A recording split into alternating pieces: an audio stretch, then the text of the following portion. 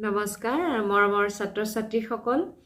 আশা কৰোঁ তোমালোক সকলো ভালে আছা বহুত দিন হ'ল তোমালোকৰ লগত মই কোনো ধৰণে ভিডিঅ'ৰ জৰিয়তে বা হওক অনলাইন ক্লাছৰ জৰিয়তে মই তোমালোকৰ লগত সংযোগ হ'ব পৰা নাছিলোঁ বিশেষ কাৰণত আৰু আজি বহুত দিনৰ মূৰত অৰ্থাৎ এটা নতুন বছৰত তোমালোকৰ ওচৰ চাপিছোঁ তোমালোকক নতুন বৰ্ষৰ শুভেচ্ছা জ্ঞাপন কৰিছোঁ লগতে আহি থকা বছৰটো বা যিটো বছৰ আমি নতুনকৈ ভৰি দিলোঁ সেই বছৰত তোমালোকে ভালদৰে পঢ়া শুনা কৰি নিজৰ ভৱিষ্যত জীৱন গঢ়া আৰু ভালদৰে আগবাঢ়ি যোৱা সেইখিনি কামনা কৰিলোঁ শুভকামনা সদায় মোৰ তোমালোকৰ লগত আছে আৰু সেইখিনিতে যদি মই কিবা সহায় কৰিব পাৰোঁ তোমালোকক সদায় কৰি যাম আৰু তোমালোকক মই পঢ়াই আছিলোঁ অৰ্থনীতি বিজ্ঞানৰ ওপৰত মোৰ পৰিচয়টি দি লওঁ যে মোৰ নাম শ্ৰী ৰিমঝিম বৰদলৈ মই চৰকাৰী আদৰ্শ মহাবিদ্যালয় কাজিৰঙাৰ অৰ্থনীতি বিভাগৰ এগৰাকী সহকাৰী অধ্যাপিকা আৰু তোমালোকক মই যোৱা বছৰ বুলিয়ে ক'ব লাগিব যোৱা বছৰৰ পৰাই অৰ্থনীতি বিজ্ঞানৰ লগত জড়িত বিভিন্ন কনচেপ্টসমূহ বিভিন্ন সৰু বৰ যিবোৰ আমাৰ থিয়ৰী আছিল সেইবোৰৰ ওপৰত তোমালোকক যিমান পাৰোঁ সহজ ভাষাৰে বুজাবলৈ চেষ্টা কৰিছিলোঁ যিহেতু ভিডিঅ'ৰ জৰিয়তে ইমান সম্ভৱো নহয় তথাপিতো তোমালোকক এটা বেছিক শুদ্ধ আইডিয়া হয়নে শুদ্ধকৈ শিকাবলৈ মই যত্ন কৰিছিলোঁ আৰু কিমান দূৰ সফল হৈছোঁ মই নাজানো আজি 2022 চন পালেহি আৰু এই 2022 চনত তোমালোকৰ পুনৰ তোমালোকক মই সেই অৰ্থনীতি বিজ্ঞানৰ বিষয়ে পঢ়াবলৈ যাম আৰু যিহেতু মই তোমালোকক যোৱা ক্লাছসমূহত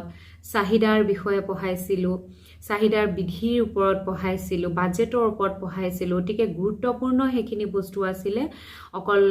আমাৰ হায়াৰ ছেকেণ্ডেৰী ষ্টুডেণ্টখিনিৰ কাৰণে নহয় ডিগ্ৰী ষ্টুডেণ্টেই হওক বা মাষ্টাৰ ডিগ্ৰী লেভেলৰ ষ্টুডেণ্টৰ কাৰণেও বেছিক হিচাপে সেইখিনি মই তোমালোকক তেনেকৈ বুজাবলৈ চেষ্টা কৰিছিলোঁ বেছিকখিনি যিখিনি বিভিন্ন কম্পিটিটিভ এক্সামৰ কাৰণেও তোমালোকে সেইখিনি চালে সাজু হ'ব পাৰিবা আৰু আজি ক্লাছটোত বিশেষকৈ মই আৰম্ভণি কৰিম এটি নতুন অধ্যায় লৈ এটি নতুন টপিক লৈ সেইটো হৈছে ইলাষ্টিচিটি অফ ডিমাণ্ড অৰ্থাৎ আমি যদি অসমীয়া নামটো ক'বলৈ যাওঁ চাহিদাৰ স্থিতিস্থাপকতা ছাত্ৰ ছাত্ৰীসকল অসমীয়া নামটো অলপ জটিল বেছি জটিলো নহয় চাহিদাৰ স্থিতিস্থাপকতা যাক আমি ইংলিছত কওঁ ইংৰাজীত আমি যাক কওঁ চাহিদা আমি ডিমাণ্ড ইলাষ্টিচিটি অফ ডিমাণ্ড এতিয়া কথাটো হ'ল ইলাষ্টিচিটি অফ ডিমাণ্ড বা যিটো চাহিদাৰ স্থিতিস্থাপকতা তাৰ আমি যিটো ইংৰাজীত আমি ইলাষ্টিচিটি শব্দটো আমি ইলাষ্টিকৰ পৰা আমি টানি আনি যদি বুজিবলৈ চেষ্টা কৰোঁ তেতিয়া আমাৰ অকণমান সহজ হয়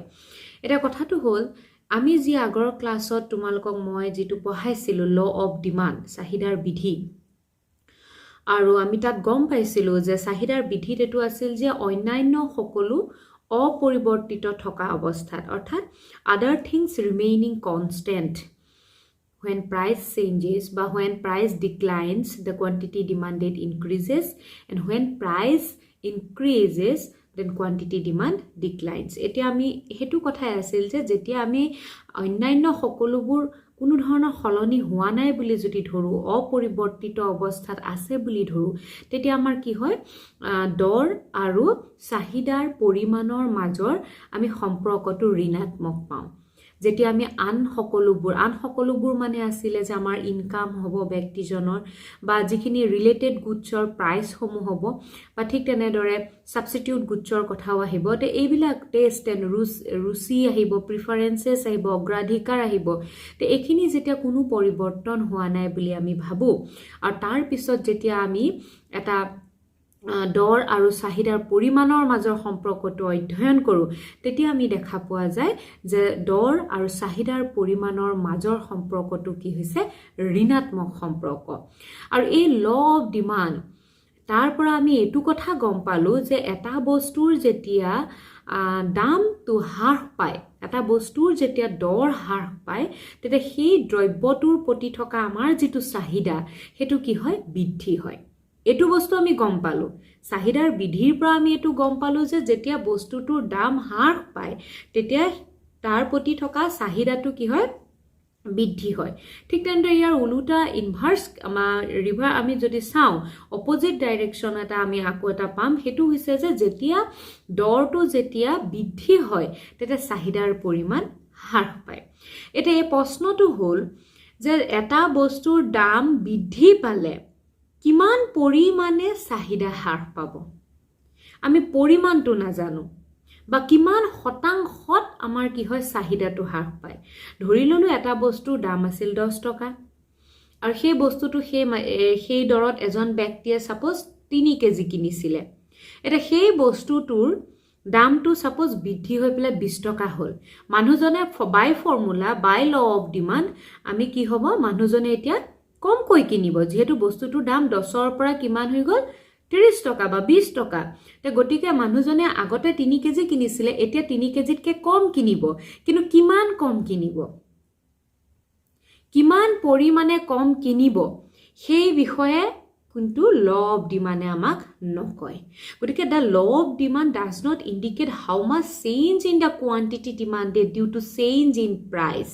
therefore the concept of elasticity of demand was developed to measure the magnitude of change in the quantity demanded কথাটো হল যে যেহেতু চাহিদাৰ বিধিয়ে আমাক এইটো কথা নকয় যে এটা দ্ৰব্যৰ দৰ হ্ৰাস পালে তাৰ চাহিদাৰ পৰিমাণ কিমান পৰিমাণে বৃদ্ধি হ'ব কিমান এক্সটেন্টত হি বৃদ্ধি হ'ব তে সেই ম্যাগনিটিউডটো বা সেই পৰিমাণটো আমি নাজানো গতিকে তাৰ বিষয়ে জুনে আমাক জ্ঞান দিব বা তাৰ বিষয়ে জুনে ক'ব হেতুৱে হৈছে ইলাস্টিসিটি অফ ডিমান্ড অৰ্থাৎ ইলাস্টিসিটি অফ ডিমান্ডৰ জৰিয়তে আমি কি গম পাম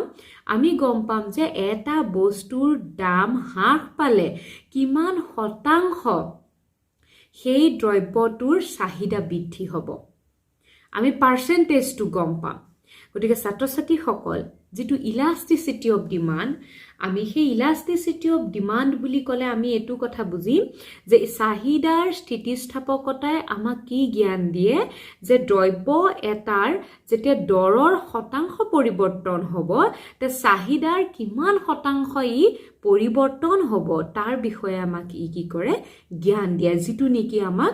চাহিদাৰ বিধিয়ে নিদিয়ে এটা কথাটো হ'ল ইলাস্টিসিটি অফ ডিমান্ড এই ইলাস্টিসিটি অফ ডিমান্ড যেটো কনসেপ্ট হেতু প্ৰফেসৰ মাৰ্শেলে দিছিলে প্ৰফেসৰ মাৰ্শেলে ফাৰ্স্ট ডেভেলপ কৰিছিলে তেওঁৰ যিখন কিতাপ আছিল কিতাপখনৰ নামটো তোমালকে মনত ৰাখি থবা প্ৰিন্সিপলছ অফ ইকনমিক্স নামৰ কিতাপখনত প্ৰফেসৰ মাৰ্শেলে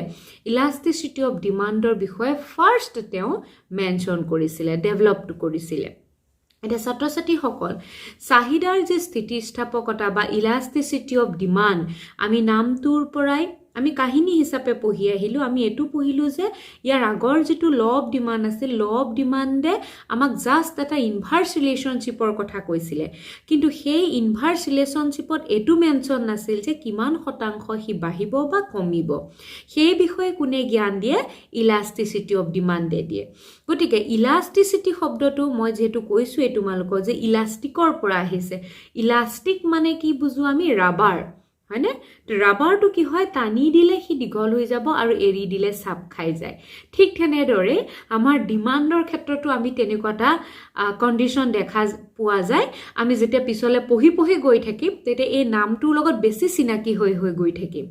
এটা ইলাস্টিসিটি অফ ডিমান্ড বুলি ক'লে আমি কি কম যে elasticity of demand is the measure of the degree of change in the amount demanded of the commodity in response to a given change in price of the commodity, price of some related goods or changes in consumers' income. Again, we can say that elasticity of demand refers to the percentage change in demand for a commodity with respect to percentage change in any of the factors affecting demand for that commodity. গতিকে ছাত্ৰ-ছাত্ৰীসকল আমি যদি অসমীয়াত ক'বলে যাও যে চাহিদাৰ স্থিতিস্থাপকতা বুলি ক'লে কি কোৱা যায় যে ই শতাংশ পৰিৱৰ্তন চাহিদাৰ দ্ৰব্যৰ দৰৰ শতাংশ পৰিৱৰ্তনৰ ফলত হোৱা চাহিদাৰ পৰিমাণৰ শতাংশ পৰিৱৰ্তনক যোনে মেজাৰ কৰে তাকে আমি কি বুলি কওঁ চাহিদাৰ স্থিতিস্থাপকতা বুলি কওঁ বা ইয়াক আমি এনেকৈ ক'ব পাৰোঁ যে চাহিদাৰ স্থিতিস্থাপকতা এটা অনুপাত হৈছে কিহৰ অনুপাত হৈছে চাহিদাৰ দ্ৰব্যৰ দৰৰ শতাংশ পৰিৱৰ্তন আৰু চাহিদাৰ পৰিমাণৰ শতাংশ পৰিৱৰ্তনৰ অনুপাতক আমি চাহিদাৰ স্থিতিস্থাপকতা বুলি কওঁ আকৌ এবাৰ কৈছোঁ মই অসমীয়াত যে দ্ৰব্যৰ দৰৰ আমাৰ যিটো আমাৰ শতাংশ পৰিৱৰ্তন হয়নে আমাৰ চাহিদাৰ পৰিমাণৰ শতাংশ পৰিৱৰ্তন আৰু দ্ৰব্যৰ দৰৰ শতাংশ পৰিৱৰ্তনৰ অনুপাতক আমি চাহিদাৰ স্থিতিস্থাপকতা বুলি কওঁ বুজি পাইছা ইংলিছত যদি আমি এটো ক'বলৈ যাওঁ the elasticity of demand is nothing but the ratio of proportionate change in demand divided by the proportionate change in price আৰু proportionate change বুলিও আমি ক'ব পাৰোঁ percentage change in quantity demanded by the percentage change in the price of the commodity এটুকে আমি elasticity of demand বুলি কওঁ গতিকে ছাত্ৰ-ছাত্ৰীসকল এটা কনসেপ্ট elasticity of demand বহুত গুৰুত্বপূৰ্ণ হয় ইয়াৰ ওপৰত যথেষ্ট অংকবিলাক অহা দেখা যায় কিন্তু আমি যদি বেসিক হিচাপে কনসেপ্টটো আমি যদি মাইন্ডত ক্লিয়াৰ কৰি ৰাখিব বিচাৰো তেতিয়া ফাৰ্স্ট নামটো ক্লিয়াৰ কৰি ৰাখা যে ইলাষ্টিচিটি ইট মিন্স ইলাষ্টিক ই ডিমান্ডৰ কি বুজায় বহা বা কমাটো বুজায় আছে ইলাষ্টিক হয়নে ইলাষ্টিক মানে হি প্ৰাইচৰ লগত ডিমান্ডৰ যেটো সম্পৰ্ক সেই সম্পৰ্কটো কি হয় কেতিয়াবা দৰ কমিলে আমাৰ যেটো কোয়ান্টিটি ডিমান্ড হয় বহুত বাঢ়ি যাব পাৰে কেতিয়াবা দৰ বাঢ়িলে কেতিয়াবা আমাৰ কি হ'ব বহুত কমি যাব পাৰে বা কেতিয়াবা নকমিব পাৰে কেতিয়াবা হি একে ঠাইটো থাকিব পাৰে তে এই যে সম্পৰ্কটো অৰ্থাৎ দাম বৃদ্ধি পালে চাহিদাৰ পৰিমাণৰ কিমান শতাংশ হি পৰিৱৰ্তন হ'ব এই যে শতাংশত যেটো অধ্যয়ন সেই অধ্যয়নটোৱে হৈছে চাহিদাৰ স্থিতিস্থাপকতা সেইকাৰণে চাহিদাৰ স্থিতিস্থাপকতাক আমি কওঁ যে ই এটা অনুপাত কিহৰ অনুপাত হৈছে হি অনুপাত হৈছে চাহিদাৰ পৰিমাণৰ পৰিৱৰ্তনৰ চাহিদাৰ পৰিমাণৰ শতাংশ পৰিৱৰ্তন তোমালোকে শতাংশ শব্দটো এৰি পেলাই যদি কনসেপ্টটো লিখা কিন্তু মাৰ্কস নোপোৱা তে চাহিদাৰ পৰিমাণৰ শতাংশ পৰিৱৰ্তন ডিভাইডেড বাই দ্য কি হ'ব দৰৰ শতাংশ পৰিৱৰ্তন অৰ্থাৎ percentage change in quantity demanded divided by the percentage change in price of the commodity গতিকে elasticity of demand বুলি ক'লে আমি এই elasticity of demand ৰ লগত জড়িত এটা কথা আৰু এটা মনত ৰাখিব লাগিব যে ইয়াৰ লগত এটা নেগেটিভ সাইন থাকে elasticity of demand ৰ লগত এটা নেগেটিভ সাইন থকা দেখা যায় আৰু হেতু কথা এটোৱে হৈছে যে ই কি দেখায় আমাৰ যেটো দ্ৰব্যৰ দৰ আৰু চাহিদাৰ পৰিমাণৰ মাজত সম্পৰ্কটো কি দেখায় ইনভাৰ্স অৰ্থাৎ নেগেটিভ ৰিলেশনশিপ মানে আমি আগতেও পাই আছো যেটো নেকি ল অফ ডিমান্ডে আমাক কৈছে যে এটা বস্তুৰ দাম বৃদ্ধি পালে সেই বস্তুটোৰ কি হৈ যায় চাহিদাৰ পৰিমাণ হ্ৰাস পায় গতিকে এই নেগেটিভ ৰিলেশনশিপটো থকাৰ বাবে ইলাষ্টিচিটি অফ ডিমান্ডৰ ক্ষেত্ৰত কি হয় নেগেটিভ সাইন এটা থাকে যেটো নেকি আমি লিখুতে ইগনোৰ কৰো কিন্তু হি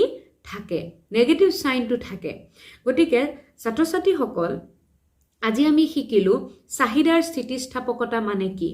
চাহিদাৰ স্থিতিস্থাপকতা বুলি ক'লে মই যদিও এই ফৰ্মুলাসমূহ পিছত মই হোৱাইট বৰ্ডত ভালকে তোমালোকক কৰি দেখাম আজি থিওৰি হিচাপে তোমালোকক মই এটো কথা ক'লো যে চাহিদাৰ স্থিতিস্থাপকতা বুলি ক'লে এটোৱে কনসেপ্ট মনত ৰাখিবা যে ই কি বুজায় যে দৰৰ এটা দ্ৰব্যৰ যেতিয়া দৰৰ শতাংশ পৰিৱৰ্তন ঘটিব তে তাৰ কিমান শতাংশ চাহিদাৰ পৰিৱৰ্তন হ'ব সেই বিষয়ে চাহিদাৰ স্থিতিস্থাপকতাই দেখুৱাই আৰু লগতে চাহিদাৰ স্থিতিস্থাপকতাৰ লগত আমি যেতিয়া অংক কৰিম বা যি কৰো আমি যেটো চাহিদাৰ স্থিতিস্থাপকতা যেটো আমাৰ কনসেপ্ট সেই কনসেপ্টৰ লগত সদায় কি থাকে ঋণাত্মক এটা চিন থাকে চিহ্ন থাকে, যিটো নেগেটিভ চাইন থাকে, আৰু এই নেগেটিভ চাইনটো প্ৰেজেণ্ট থাকে, কিন্তু আমি তাক ৰিটেন হিচাপে তাক কি কৰোঁ, আমি প্ৰায় ইগন'ৰ কৰোঁ, কিন্তু বাট ইট ইজ আণ্ডাৰষ্টুড। অৰ্থাৎ ইলাষ্টিচিটি অফ ডিমাণ্ডত সদায় এইটোৱে বুজায় যে ই দৰ আৰু কোৱান্টিটি ডিমাণ্ডৰ মাজত এটা ইনভাৰ্চ ৰিলেশ্যনশ্বিপ দেখাই থাকে। গতিকে ছাত্ৰ ছাত্ৰীসকল, আজিৰ এই ক্লাছটোত মই তোমালোকক চিম্পলি কনচেপ্টটো ক'লোঁ, আৰু ইয়াৰ নেক্সট ক্লাছত মই তোমালোকক বৰ্ডৰ জৰিয়তে হোৱাইট বৰ্ডত মই তোমালোকক ফৰ্মুলাটো লিখি আৰু ইয়াৰ যিবিলাক ভেৰিয়াছ টাইপছ আছে, টাইপছৰ বিষয়েও আমি কি কৰিম, অধ্যয়ন কৰিম। যেনেকৈ পাৰফেক্টলি ইলাষ্টিক আছে, পাৰফেক্টলি ইনইলাষ্টিক আছে, সম্পূৰ্ণ স্থিতিস্থাপকতা, সম্পূৰ্ণ অস্থিতিস্থাপকতা, ৰিলেটিভলি ইনইলাষ্টিক আছে, ৰিলেটিভলি ইলাষ্টিক আছে, আৰু ইউনিটাৰী ইলাষ্টিক আছে। এইখিনি অতি গুৰুত্বপূৰ্ণ কনচেপ্ট হয় ইলাষ্টিচিটিৰ। আৰু লগতে আমি ভালদৰে ইলাষ্টিচিটি অফ ডিমাণ্ডৰ যিটো formula del Q by del P into P by Q, সেই ফৰ্মুলাটোৰ ওপৰতো আমি ডিছকাছ কৰিম। যিহেতু আজি থিয়ৰী হিচাপে তোমালোকক মই জাষ্ট ভিডিঅ'টোৰ জৰিয়তে কনচেপ্টটো দিলোঁ, আৰু ইয়াৰ নেক্সট ক্লাছত আমি হাতে কামে অৰ্থাৎ হোৱাইট বৰ্ডৰ জৰিয়তে, অংকৰ জৰিয়তে এইখিনি আমি ছল্ভ কৰিবলৈ চেষ্টা কৰিম। গতিকে ছাত্ৰ ছাত্ৰীসকল, আজিৰ পৰা 2022 চনৰ আজি আমাৰ 7 জানুৱাৰী, আৰু এই 7 জানুৱাৰীৰ পৰা আমি আকৌ নতুনকৈ পঢ়া আৰম্ভ কৰিছোঁ, আৰু আৰম্ভ কৰিছোঁ চাহিদাৰ স্থিতিস্থাপকতাৰ পৰা। আৰু তোমালোকে মোৰ লগত আকৌ জড়িত হ'বা, পঢ়া শুনা কৰি যাবা, আৰু আহি থকা দিনবোৰ ভালে কুশলে যাতে পাৰ কৰা। গতিকে চাই থাকিবা ভিডিঅ'সমূহ, লাইক কৰিবা, শ্বেয়াৰ কৰিবা, আৰু ছাবস্ক্ৰাইব কৰিবলৈ নাপাহৰিবা। ধন্যবাদ।